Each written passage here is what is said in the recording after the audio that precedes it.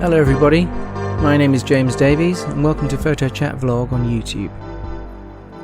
So in this episode I'm going to talk about 3 pictures taken in the same place, on the same day, but on 3 separate cameras with 3 separate films.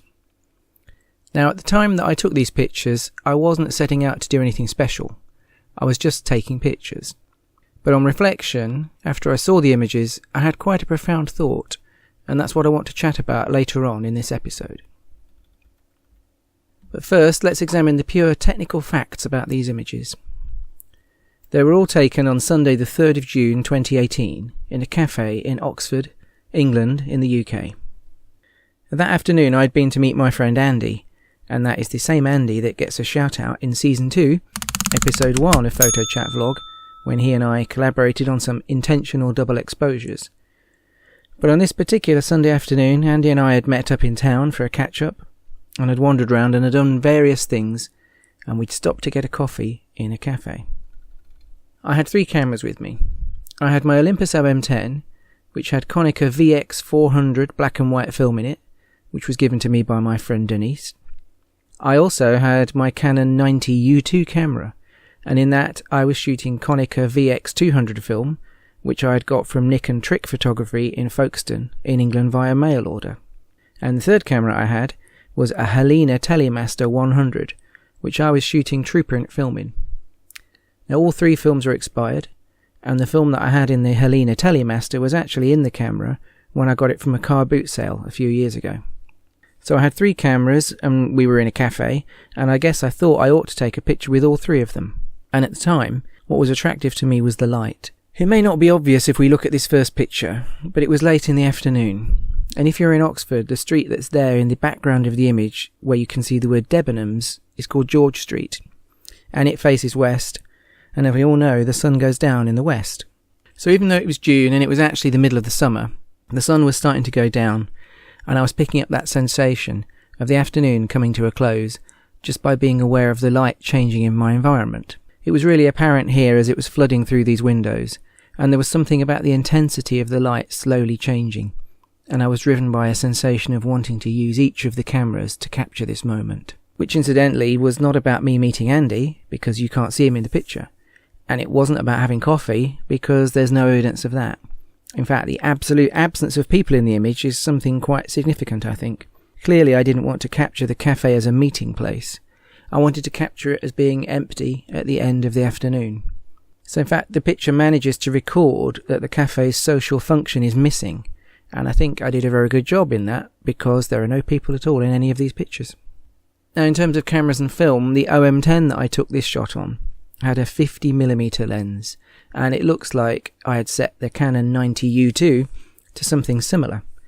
It has a zoom lens that can be adjusted between 38 and 90mm, and I guess without realising it I had zoomed into roughly 50mm. It may be a touch more, a touch over 50mm, but we're not far off. However, the image created by the Halina Telemaster 110 camera is a different story.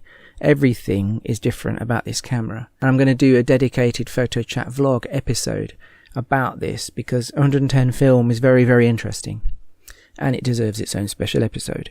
But just looking at this image for the time being, it looks like I stood in a slightly different position, and then I didn't quite take the same kind of picture for this one. Now it really does look very different to the other 2 35mm shots. The actual composition of the picture is completely different, and there's something wrong with this camera. So that isn't a dark shadow that you can see on the right hand side. That's the film not getting properly exposed, and there's something wrong with the camera in this regard, and I need to investigate that. But you can also see on this image that it's very grainy. Now graininess can come about when film is expired beyond its sale-by date, but the graininess that we can see here is also partly because a 110 film negative is much smaller in size than a 35mm negative. So in order to get this image big enough to see on the screen, at the same size as the other 35mm images, we have to magnify a smaller area of film. And by basically zooming in, we're getting closer to the molecular makeup of the film, that is, the grains of light-sensitive material. Now all of these 3 films are expired, meaning that the pictures should have been taken and the film should have been developed long before the day that I actually used them.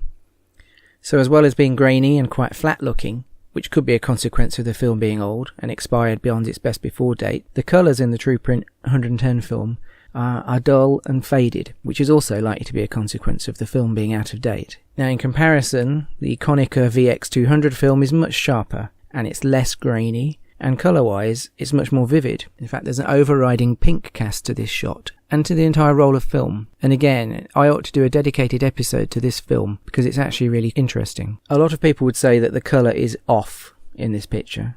Now, obviously, I like it the way it is. I don't tend to tweak these things on the computer, and I really like the fact that this film has got this pinkish cast, and it covers all the other colours in the image. So the green in the background has got some pink in it, and the orange on the chairs has got pink in it, and the tables have got pink in them. It's all very, very subtle, but it informs the whole picture, and it has to have something to do with the age of the film, since I'm fairly certain that Konica did not design a film called Slightly Pink. They wanted this VX200 film to accurately represent the world around us. But something has happened to this particular roll between it being manufactured and me using it that has caused this effect. Now, as I've said, it could simply be time passing, or it could be something to do with the way it was stored, because changes in temperature can affect the dyes, for example. I won't be able to get to the bottom of that. Whatever happened to it, I actually really like it. Now, I think the image shot on the black and white film is also really great. So Konica VX400 is a chromogenic film, which means it uses colour chemistry, but it has no colour dyes in it. So it's a colour film, but it represents the world in black and white. Now, I've had experience with other types of chromogenic film being expired and actually looking really bad. The ones I'm talking about didn't even render the image very well, and they weren't even pleasingly vintage looking. They were just very low contrast and not very satisfying. So I had my doubts about it when my friend Denise said, "Do you want to try this Konica black and white C41 film that she thought was really cool?" And I was like, "Well, they don't make it anymore, right?" And she was like, "Yeah, I know, but I've got some, although it is expired." So I was thinking, well, I'm not sure about that. But as you can see, this stuff has probably been looked after really well. And it's clearly a robust film, because all the other shots on the roll look cool. And these are currently turning up at the moment on my Flickr and my Instagram, so you can check those out there. So there is a little hint of graininess, but the film has covered all of the shades of grey between black and white, and it's what I would call pleasingly contrasty. There is a nice white, and there's lots of nice blacks, and everything else is proportionally spread in between. Now, I love shooting black and white films, but my feelings towards genuine black and white films, which use traditional silver halide chemistry, is that they tend to be a lot more sparing with the blacks and the whites, and they deal out many more shades of grey.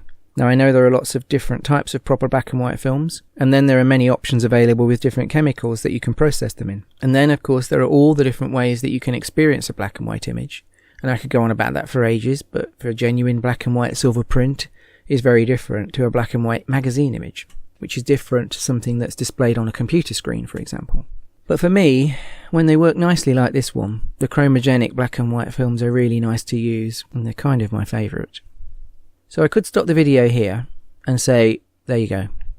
3 separate pictures taken on the same day, in the same place, at the same time, on different cameras, using different film, and leave it at that. But what struck me about them when I reviewed them to go on Flickr and on Instagram was a profound idea that they suddenly represented for me the fact that we are all individuals on the planet, and that we are all individuals and we don't genuinely know how anybody else experiences the world. So we can stand together, just me and you for example, we could stand in the same place in a room, and we could describe the room to each other, and we could objectively describe all of the items in front of us. We could agree on everything. We could even take a tape measure and take measurements of everything and how they related to each other, and we could agree very much on all the things that make up where we are. But we wouldn't know, and we just would not be able to know exactly what the place looked like or felt like to the other person. Obviously, we have to agree on many aspects of what the world looks like, otherwise the whole of life would just be chaos. It would be no good at all if I stood outside and you stood outside with me, and I said, "Isn't it great being outside?" And you said, "Well, no, because I'm actually inside." Most of us, most of the time, we just agree where we are. But we can't know what where we are actually feels like to anybody else. And it was by looking at these 3 pictures and how different they were that I was struck by the fact that I stood in the same place, in the same room, during what was probably just 1 minute. But my 3 separate camera and film combinations rendered this same place in very different ways. And it made me think about how we experience experiences, and how we share experiences, and what that sharing of experiences means to us. And thinking about it, it can be as simple as doing something very simple with somebody. For example, sitting in a cafe having a coffee. And you can say to someone, "We're having a nice time, aren't we?" And they go, "Yes, we are." Or it can be as complicated as sharing a very intense emotional experience with somebody. And afterwards saying, "We had a good time, didn't we?" And they go, "Yes." But what are you agreeing about? It's such a strange idea. We don't really know what the other person is feeling. We don't even know what they're experiencing. Now, in front of me on the table where I'm sitting and recording this is an orange, and that's the actual fruit, an orange. And it's interesting because that item is named after its colour. So everything that is that colour in the world is called orange. We say, "Look at that orange chair," or you might have an orange jumper or an orange car. And here in front of me is an orange. Now, I know that orange, the colour, is a mixture of yellow and red, and perhaps if I was a scientist I might be able to measure the reflection of the photons coming off my orange and in some shape or form give it an objective reading. But I don't know that anybody else sees orange the same way as me. So to try and illustrate this, here is a digital picture of a field in Oxfordshire, and it was actually taken about a month before the pictures in the cafe were taken. And you can see that this is a yellow crop in a field under a blue sky. But when I took a picture in the same place on the same day just moments later with my camera that's using Lomo purple film, well, you can see that the yellow crop now looks purple. This is because the Lomo purple film interprets the flowers of the crop in a completely different way. When it sees yellow, it renders it purple. So wouldn't it be odd if scientists said, "We can now finally show you what it's like to look through somebody else's eyes." And you say, "Okay, I'm going to look at the world through my best friend's eyes." And suddenly you do that, and orange is no longer what you thought orange is. It turns out for your friend, orange is your version of green. And of course what is green is orange to them. And everything is suddenly really topsy-turvy. So we just don't know that the world really is the way that we agree that it is. We interpret the world within a set of standard parameters in order to get on with life and to make sense of the time that we have on the planet. But we don't know what it's really like for anybody else. And in a strange way, although I won't ever know what it's really like, these three pictures, being so different, are a way of illustrating to me that maybe the way I see the world is not the same as other people. Now, I can say that as if I ever needed reminding about that, because it feels like my life story has been exactly that. I know I don't see the world the same as anybody else, and that's actually a whole other issue around being me, and what my personality is, and being an introvert, and all manner of other things. But I wasn't quite ready for the experience until I pulled these pictures together of exactly how profound it would be for me, of how it really would illustrate to me that the same place can look so different through different materials, through different manufacturers' films and different cameras. And in particular, it made me think about how by the time we're conscious and we're aware that we are conscious as humans, we're already interpreting the world through a degree of experience.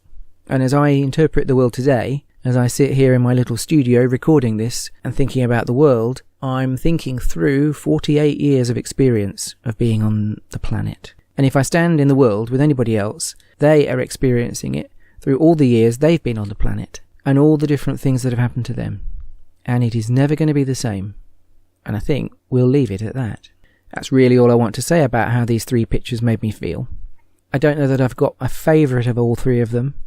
I think they all remind me of why I like taking pictures and why I like taking pictures on a variety of film with a variety of cameras. It is variety that appeals to me, and that's not just in photography, that's in life in general. But I'm pleased with the way that the pictures came out, because if I think back to my original intention, which was just to capture that visual moment of the afternoon turning into the evening during my trip into Oxford to meet my friend Andy, then these pictures do it very satisfyingly for me. Now, they also remind me of how I felt at the time. I'm not going to explain that in any great detail. It's fair to say it was a complicated time in my life, and I was really relying on my mate Andy to help me out that afternoon, and he did it brilliantly. So thank you, Andy. But as ever, if we're chatting about photography, it isn't just the taking of the picture, and it isn't just the technical details that matter with images. It's the reflection that is important, and it's one of the reasons why I've spoken about slow photography, taking your time with film photography. So I took these pictures in June last year, and I got the films developed in July. But it's taken me until February the next year to really think about them and consider them, and in doing so I've got a new perspective on my place in the world and on the planet right now, and that is quite a thing. I'm very pleased about it, with a little confused, but I'll leave it there. If you have any thoughts about my pictures or what I just said, by all means please leave a comment. And until next time, enjoy your moment on the planet in your own special reality. And I will see you in the next episode of Photo Chat Vlog.